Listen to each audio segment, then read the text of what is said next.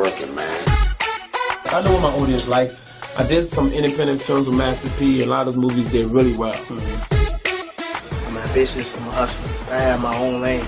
That's the thing about comedy. You wake up every day, you don't know if you're funny that day.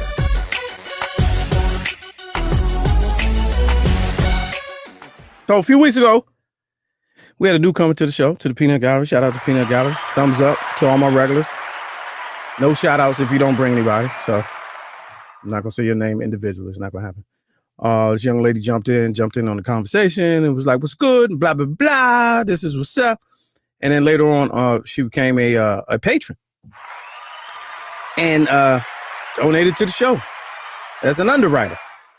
And so I was like, well, come on, Jolie, what do you do? Let's talk about it. And doing some further back and forth and a little bit of research. She's an attorney and a professional speaker. And I'll let her tell, this is a live show. We ain't never met. So please welcome to the show. I'll let her tell her, run down her resume and her credits. Please welcome to the show, Ikie Speaks. Welcome to the show. Thank you for having me. It's a pleasure to be here. How you doing today? I'm good. All right. So what should I call you? How do you pronounce your name? It's Ikiesha, but everybody calls me Ikie. Okay. All right. So we're going live with Ikie Speaks. How's my audio? You can hear me. You can see me. I'm all right. Oh yeah, you live and clear, and you at work too, which is major.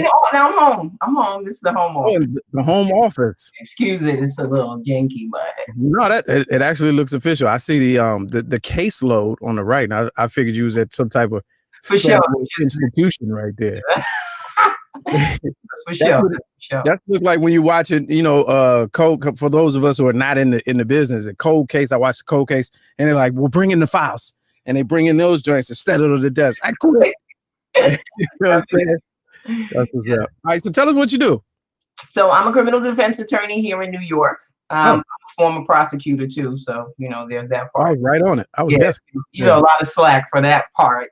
I was a Manhattan prosecutor for 5 years.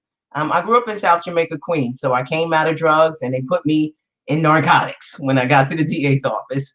So I did that for about 5 years, and I've been doing criminal defense work ever since. I'm also an adjunct professor at City Tech in the paralegal studies department. So I'm City Tech, a little author here and there. I got a little book called Black Girl Slim. It's on Amazon, and I'm a mom. More important than anything else, I'm a mom of 2 sons, 25 and 17.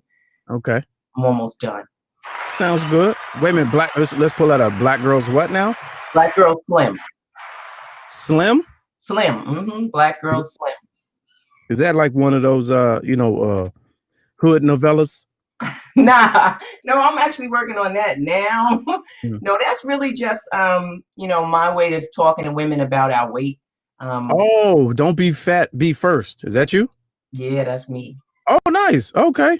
I'm waiting to pull that up. Okay, I'm pulling it up. Women, 4 out of 5 of us are overweight or obese, and so I wrote the book to address that issue. As we are so successful in everything else, we are so successful. We're leading in education and in so many other areas, but we're also leading in heart disease and diabetes and all of the negative stuff. So that book is my journey about my weight loss and how I became successful at being slim. And healthy, of course. Awesome. So that's you right there. So were you did you compete? I competed for 5 years. I was a physique competitor. And so that's part of the journey too. So yeah. Okay, ladies and gentlemen, this is a live show. This is all happening in real time. You dig me? All right. So City Tech. Is that a CUNY or is that a SUNY or a CUNY? I always just I like saying CUNY. That is New York City College of Technology. They are the only CUNY college that has a 4-year degree program for paralegal studies, and I work in the paralegal studies department. So nice work. Grad too, John J. Yeah. My first man, I got a story for everything. It's a small world. My first performance in New York was at John Jay. Nice. It was I don't know how I got it's like 03, 02 maybe, and I was in the auditorium and I got on the bus, went up there and did comedy, and they paid me well. I was like, oh, is this how colleges do? Nice. I acted at the J too, so I've been on that stage. Yeah, John Jay. Okay, that's where 2 years ago a friend of mine That's Right. John Jay University. That's the Run DMC giant. Okay. All right, we're just building context right here. We're getting context right here. Right. So, how do you manage, promoting the book, raising the sons, being a criminal defense attorney, and being a professor? How's that working during the pandemic? It's difficult now because everything's online. Courts are shut down for the most part, so all of our stuff is virtual, which is everything virtual. Classes are virtual as well. So that sucks. But my oldest son is a senior in high school. He's all virtual as well. It sucks. It really reduces the ability to have the exchanges that you need to have in college. It's all about exchanging ideas, and we got kids who won't turn on their damn cameras, so they're not exchanging a damn thing. It's tough. It's been the most challenging semester I've had. And I've taught law school as well. I taught 5 years at my alma mater, New York Law School, before going to undergrad to teach. And it's a different animal. It is really a different animal. This pandemic has really done a disservice to these students, but we do what we can. I was with a couple of educators this weekend, and we were joking. And even Karen Hunter, we joke about just washing this year. Yeah. And just really starting over. And people say, well, what happens if you're just older, you're a 19-year-old senior? I was like, well, then you'll just be a 19-year-old senior. Just don't worry about the age. Right. It's bad. It's bad. But in addition to all of that, I also am a legal informationist. I also have a YouTube channel and a Facebook platform where I do videos to try to educate the public on what their rights are. But it's obviously relative to New York because I'm a New York attorney. Right. I try to give people general information that might be applicable in their own states. The goal is to get home to survive the encounter so that people understand what their rights are and they're not sitting there going, I know my rights, and you dead ass wrong. Now, do those cases come across your desk? Are those the cases that you deal with? All the time. All Okay. the time, whether I'm dealing with them as somebody I'm representing or if I'm just watching a video. Like they had the video, I remember the guy who was at the door and the police came to the door and they wanted to do a wellness check. And he was like, my son is fine. He in the room. You can't come in. You can't come in. And everyone thought he was right. You can't come in here. You don't have a warrant. But there are exceptions to all the rules you think you can stand on. There are exceptions to the warrant requirement, and one of them is an exigent circumstance for which they think someone might be injured. They don't need a warrant. Get the fuck out the way. They get to come in, and they came in, right? And so we could reduce some of this if we were just informed, right? Well, who in that scenario though? Who determines the exigent circumstances? The person who called.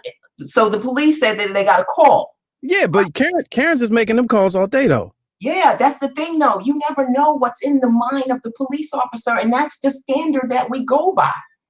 It's very subjective standard, and I know that, but that's the way it works. If they say we got a call that someone is injured in this apartment, I mean, are we supposed to just say, you get to ignore those calls? Or you're lying, you didn't get that call. Is there room for that standard to change? Probably not. Ever? Ever. Not when it comes to the warrant requirement and the exceptions. Remember, there are exceptions like if I'm chasing a suspect. If a police officer is chasing a suspect and that suspect runs in your home, they don't stop at your front door.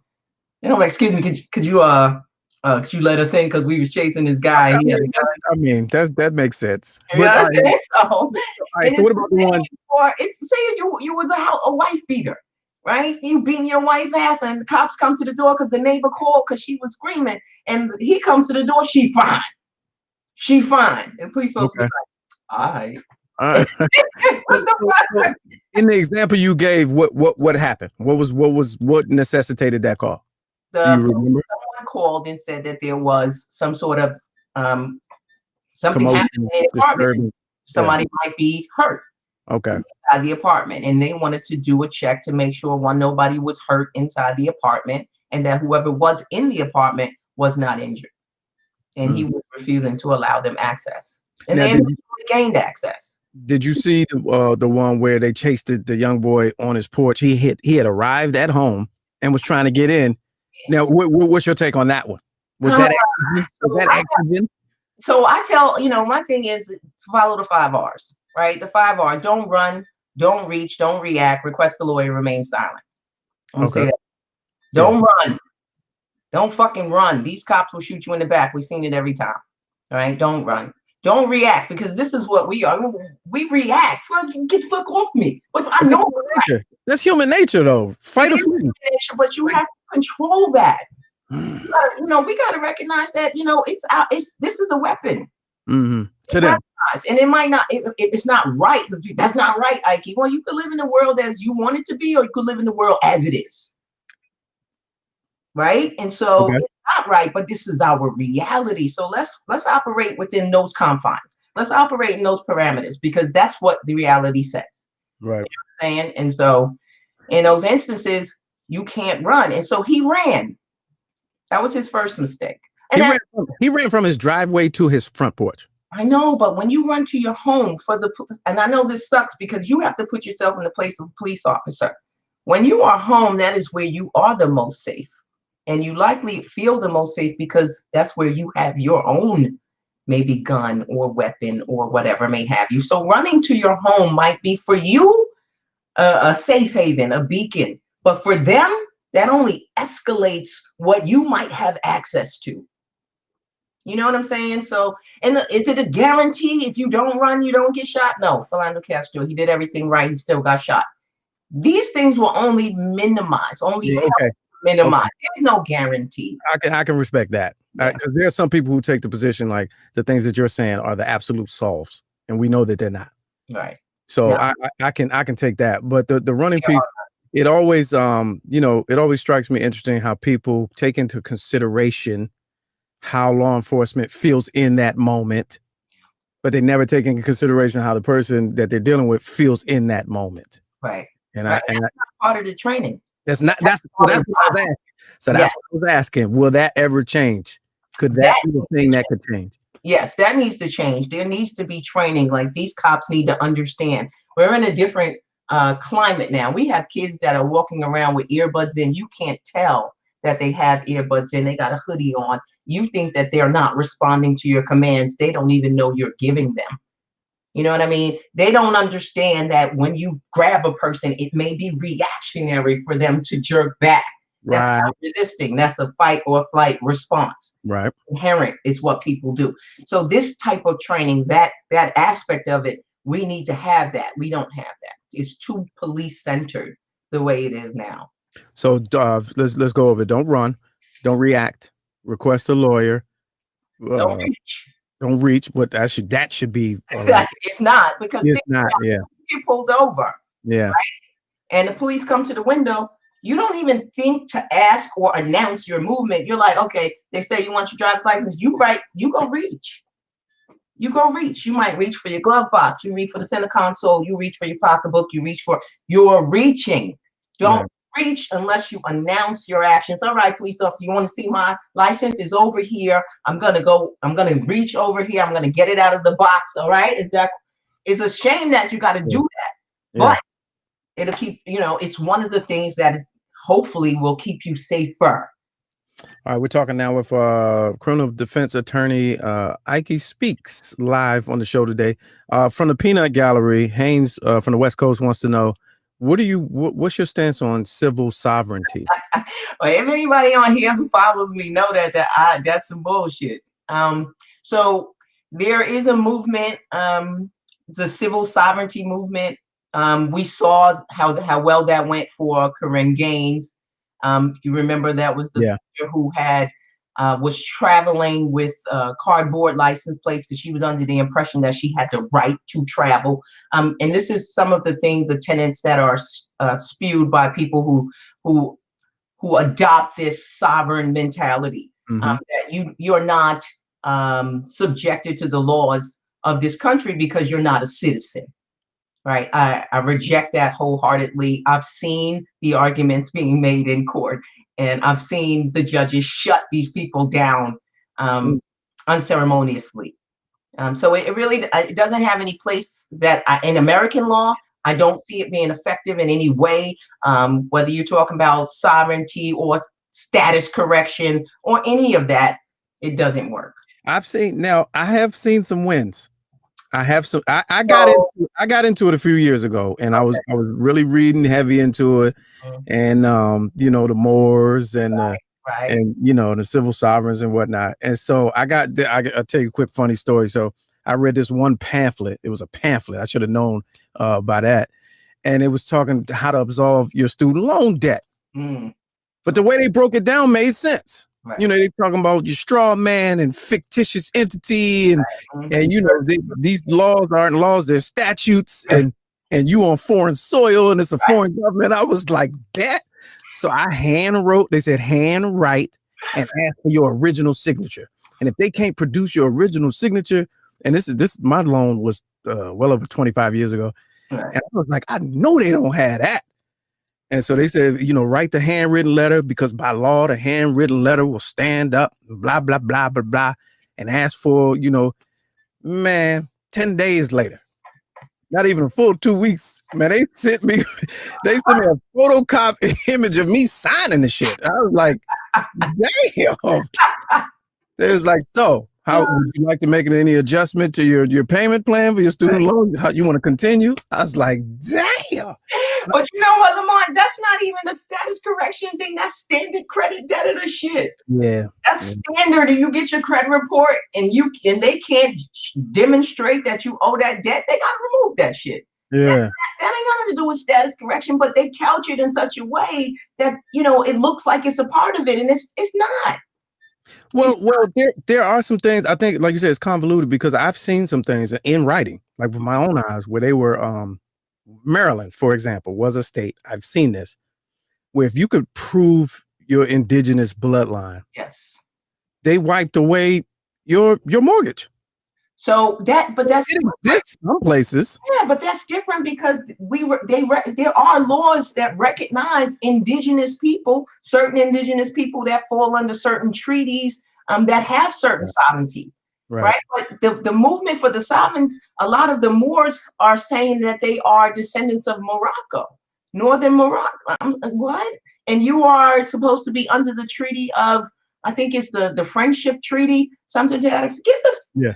But you can't trace your shit to Africa. You can't trace your shit to. Well, what if there was a small chance that was shown to be legitimate, but it's just been covered up all these years? It's possible. Then you can get that status. If you can demonstrate that you have an ancestor, you have a bloodline tied to Native Americans or any other protected population, really just the Native Americans as far as I know, then you might qualify for some of those benefits. Okay. Good luck with that. Yeah, good luck. Yeah, because once I did that, I ran out of steam. I was like, I can't fight this fight. they had me signing the paperwork. But I saw one YouTube video with a dude, he had the feds on, and he was in court. He was in traffic court. Okay. And he was like, dude, they asked to your representation. He said, I represent myself as a sovereign. And he said, this country has no laws that that I have to blah, blah, blah, blah, blah.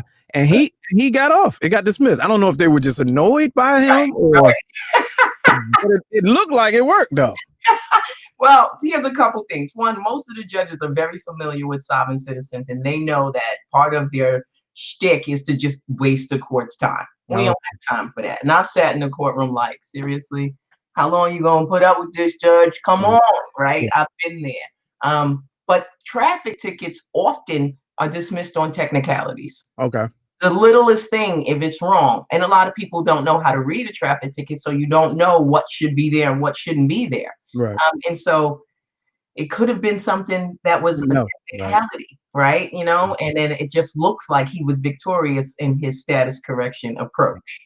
Now let's talk about the things that you're doing now. Are you Southern District? It seems like that's the only thing we know. Are you where Letitia James is? Yes, I'm in New York City. I practice in all the state courts and in the federal courts, which includes the Southern District of New York and the Eastern District of New York. Okay. So the Eastern covers Brooklyn, Long Island. The Southern covers Manhattan, the Bronx. So the big money question is your man delaying leaving the White House because he's fearing prosecution? No, I don't think so. Why not? I think he's delaying because he is trying to get the states to miss the safe harbor date, right? So we got to go back a little bit. So there is the Constitution, Article 2, which specifies that the election, all of these states have to have their election results certified. Everything has to be resolved. That is all the court cases, any challenges, any recounts, all that shit has to be done by the safe harbor date. The safe harbor date is set by the Constitution to be 6 days before the electoral vote, right? Okay. The electoral vote this year is set for December 14th.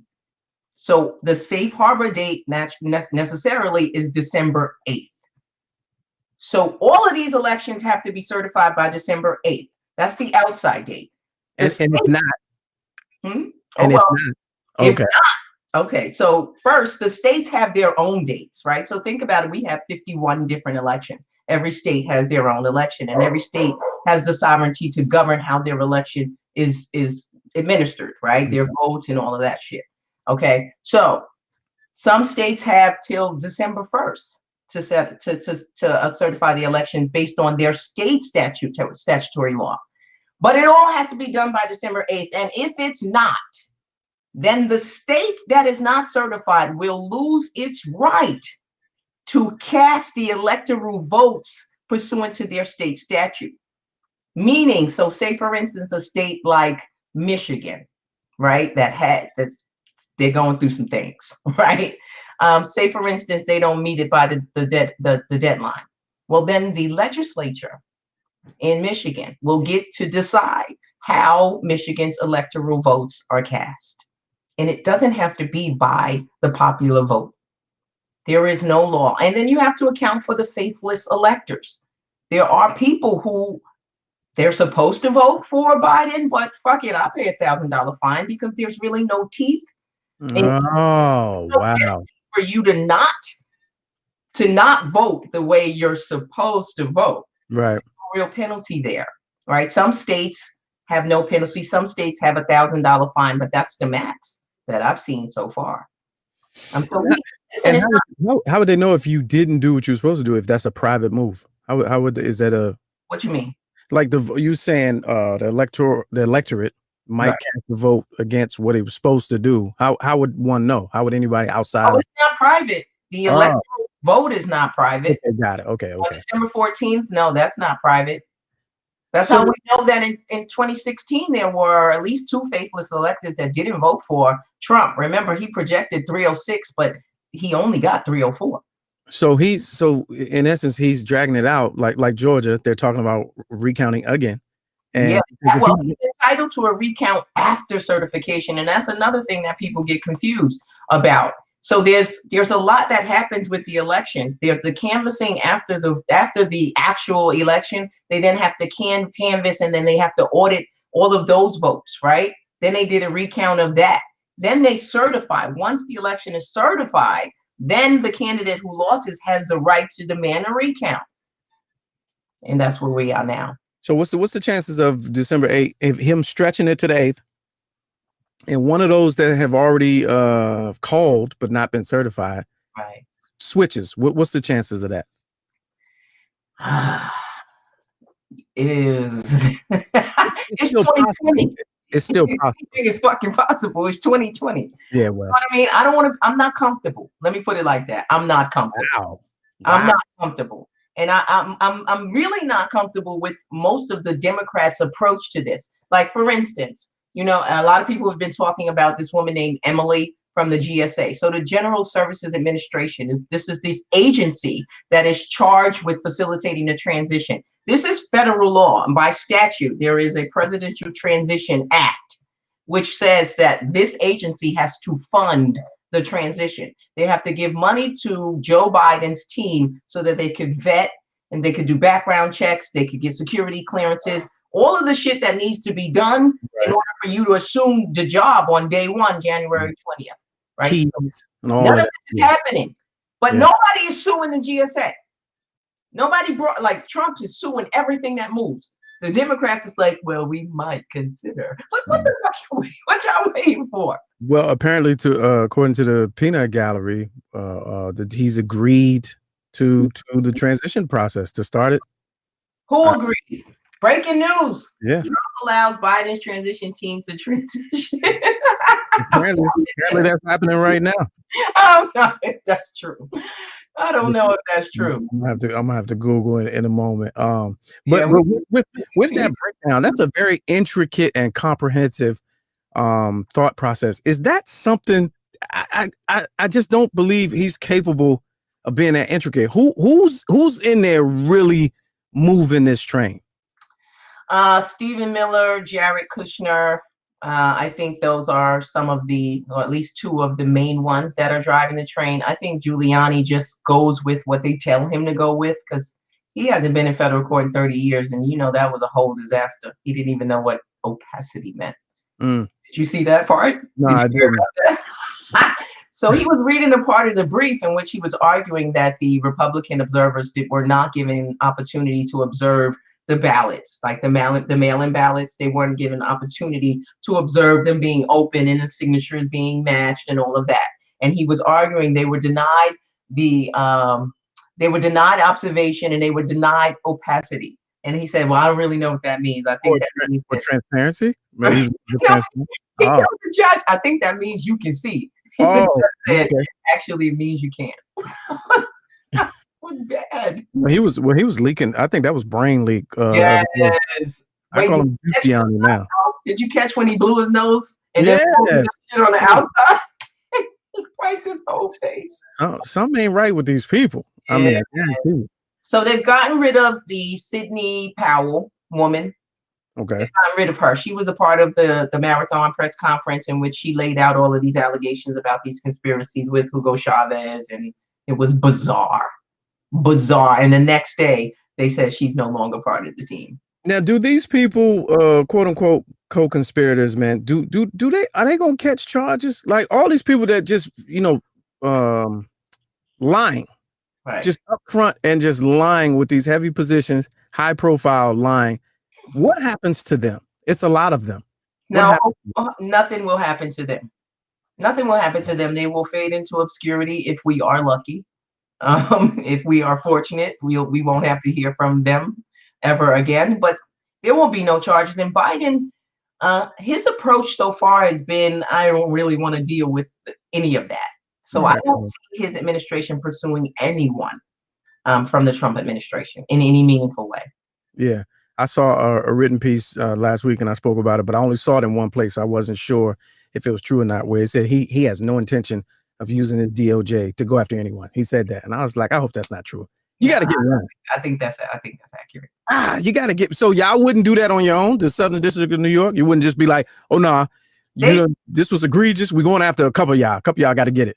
It's possible that the Southern could go after him, but, he also could be negotiating a pardon like Nixon did with Ford, right? So if the past is prologue, then we understand that he might. But unfortunately for him, that won't do shit for Tish James, because federal pardons do nothing for state cases. Okay. Right. So, yeah. I don't think it would be the Southern. I think it would be the Attorney General here in New York who gets him on probably taxes or something to that effect.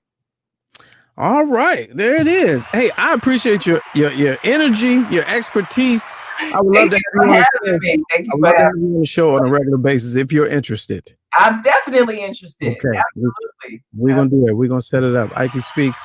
The book is, I'm calling her Ikie Speaks, but y'all can see the book is, hold on, bring it up again. Black Girl Slim, Don't Be Fat, Be First. Yes. By Ikiesha Al Shabazz. Yes. There it is. And it's available on Amazon. Make it blow it up a little bit. So do you compete anymore? I haven't competed. I'm thinking about getting back on stage for my 50th. Oh, well, look at that. Yeah, I gotta tell you, I'm dating myself, but yeah, so I'm thinking about it. Nah, black don't crack. You don't look at right, baby. You're not really dating yourself, because who knew? Who would have known? Hey. All right, here it is. Ikie Speaks. I appreciate you coming on once again. Thank you for having me.